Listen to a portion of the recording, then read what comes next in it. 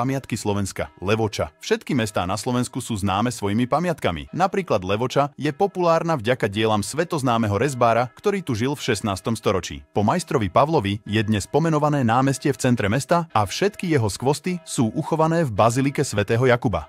Zbierka pozostáva z 12 originálnych krídlových oltárov vyhotovených v gotickom štýle. Medzi nimi sa nachádza aj najväčší drevený oltár na svete. Bol starostlivo vyrezaný z lipového dreva na počesť Panny Márie a apoštola Jakuba. Výška oltára dosahuje približne 18,6 metra. Dekorácia krídel bola vytvorená pomocou dvoch unikátnych techník. Jedna strana je vyhotovená s použitím reliefov a na druhú bola nanesená špeciálna maľba. Vo vnútri oltára sa nachádzajú tri sochy: Panny Márie s dieťaťom, apoštola Jána a svätého Jakuba. Nedávno bolo centrum mesta a samotný oltár zaradené do zoznamu svetového architektonického dedičstva a teraz sú tieto pamiatky chránené UNESCO.